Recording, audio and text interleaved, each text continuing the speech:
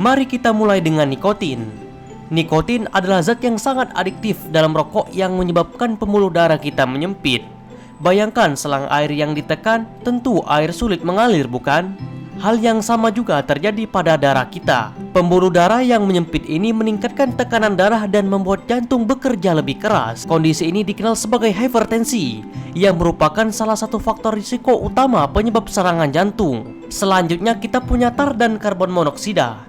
Kedua bahan kimia ini merusak dinding arteri kita, memicu pembentukan plak lemak yang disebut aterosklerosis. Plak ini bisa menyumbat arteri kita dan menyebabkan serangan jantung.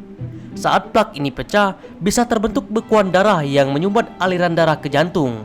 Inilah yang menyebabkan serangan jantung mendadak dan seringkali berakibat fatal. Karbon monoksida dalam asap rokok menggantikan oksigen dalam darah kita. Ini sangat berbahaya karena oksigen adalah bahan bakar utama yang dibutuhkan oleh tubuh, terutama jantung. Tanpa oksigen yang cukup, jaringan jantung bisa rusak dan menyebabkan serangan jantung. Bayangkan mesin mobil yang kekurangan bahan bakar, lama-lama mesinnya akan rusak. Merokok juga menyebabkan peradangan kronis dalam tubuh kita. Peradangan ini membuat darah kita lebih mudah membeku yang bisa menyebabkan penyumbatan pembuluh darah. Pembekuan darah yang berlebihan ini adalah salah satu alasan utama mengapa perokok memiliki risiko tinggi terkena serangan jantung.